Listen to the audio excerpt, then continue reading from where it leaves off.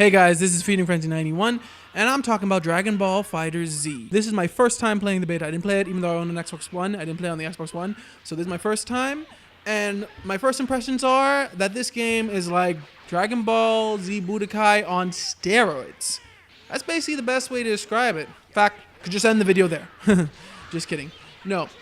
The game itself is very fast-paced. It's a fighter like not much other. The fighting style is true to the Dragon Ball Z genre. It really sometimes even looks like a Dragon Ball Z fight.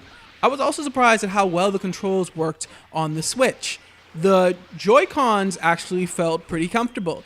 Even though I also tried the regular controller, I'm actually not sure which one I like best. Because even though the regular controller is more what I'm used to, the Joy-Cons, being able to hold one in one hand and one in the other hand while playing this fast-paced game actually feels good, so I'm not exactly sure. Getting into fights was pretty easy. You go and you either join a ring, or you host a ring, or you join the arena. Now, ring fights are basically like waiting rooms. There are 2 different rooms in each ring, A and B, and you can join a fight and even sometimes watch someone else's fight while waiting on someone to finish. The fights themselves are 3v3, kind of Marvel vs. Capcom style, and online-wise, everything works pretty fluently. I rarely experience lag, and when I did, it wasn't like game-breaking. Now, one bad thing I could say about the ring fighting mode is that it is dependent on host, which may not seem too bad until you realize, what if you get into a ring with 8 people and the host just decides, you know what, I'm done, or I gotta go, or something like that.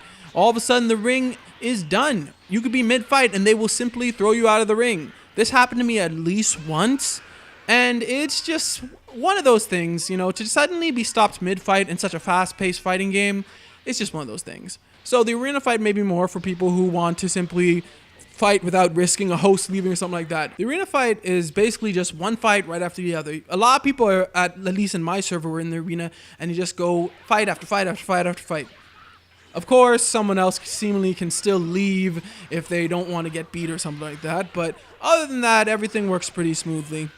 Though, if I had to make a complaint, one thing that isn't exactly a complaint, but some like Evo fighters may not like about this game is the fact that all the players have the same buttons. Now, in Dragon Ball Budokai games, each player, even though some players played very similar, had their set of buttons. It was kind of like Street FightersZ, where some people were like XX square, other people may have been square, circle, X, or something like that. And to lock some of these special moves, sometimes, especially in Dragon Ball Z 1 and 2, you had to learn very different button combinations.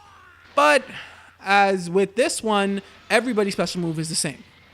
It is very simplified, and here's the thing. The game said, do you want to use the simple controls? I was like, wait a minute, how can they get simpler than this? It was pretty simplified, so I did not try the simplified button motion, but I wonder how it could get more simple than that. The only difference then in characters is what they do when you press that button. Such as certain characters like Goku will obviously give the Kamehameha wave, while other characters like Vegeta will simply shoot off a bunch of beams. This actually does make a difference on how you play sometimes. The character specials, based on what they actually are, will sometimes change your playstyle. But like I said, the buttons are still the same all around.